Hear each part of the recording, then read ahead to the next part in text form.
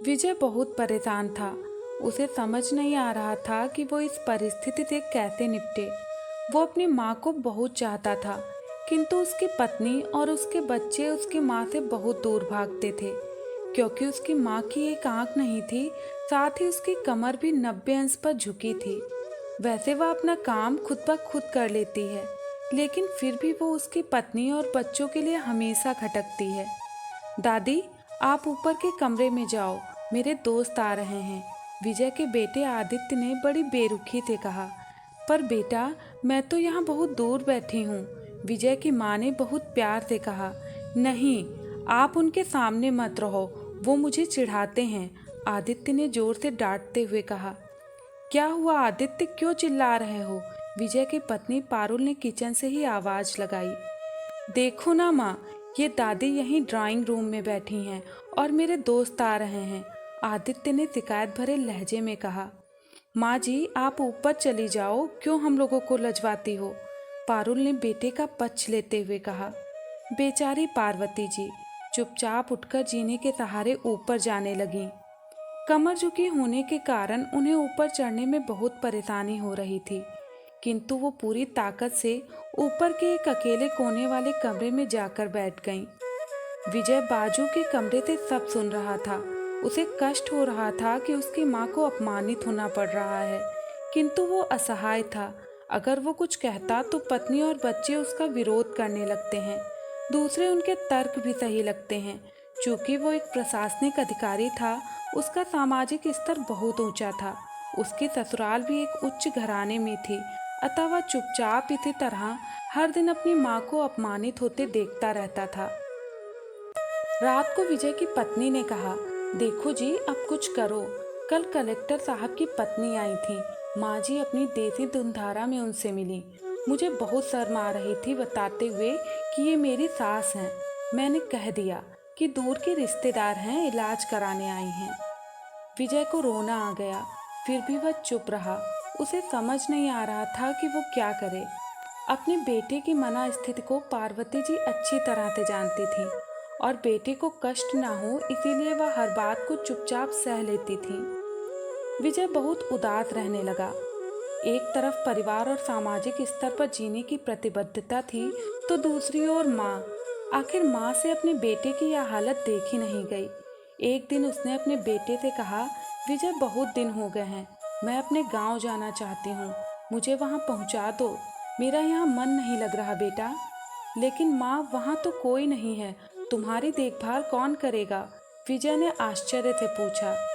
अरे, सब गांव वाले तो हैं और वो तुम्हारे मामा जी तो उसी गांव में रहते हैं, और फिर हम सारी व्यवस्थाएं कर आएंगे ना। पारुल को तो जैसे मन की मुराद मिल गई हो। हाँ बेटा, बहू सही कह रही है, पार्वती जी ने लंबी सांस लेते हुए कहा। विजय जानता था कि गांव में माँ की देखभाल करने वाला कोई नहीं है, लेकिन अपनी पत्नी की जिद के कारण वह अपनी माँ को गांव छोड़ने पर विवश हो गया।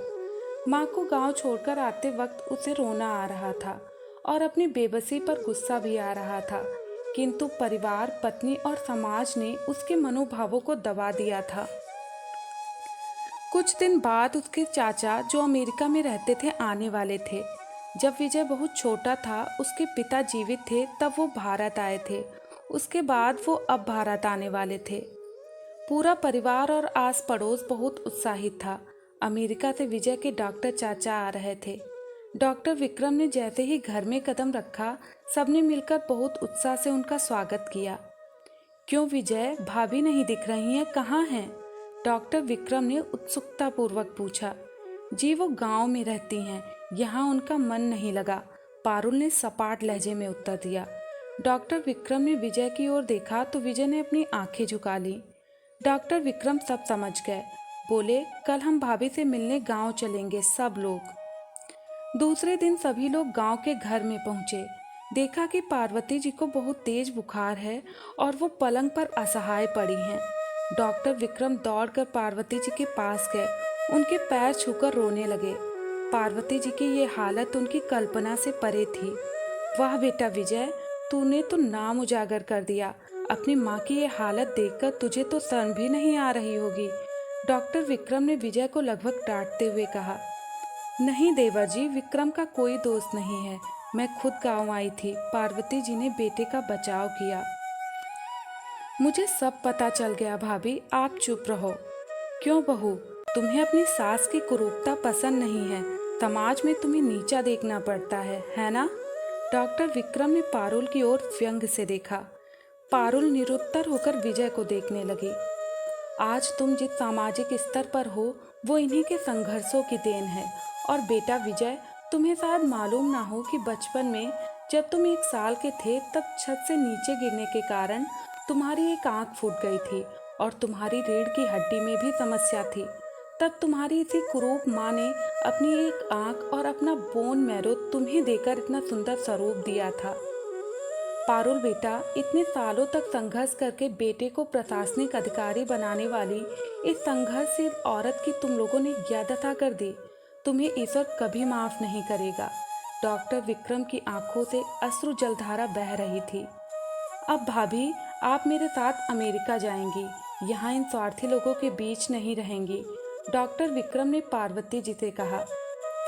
विजय को तो काटो तो खून नहीं था।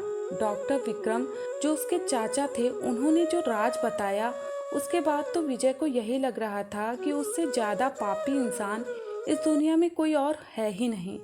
वह दौड़ता हुआ गया और माँ के कदमों से लिपट गया। माँ, मेरा अपराध अक्षम्य है।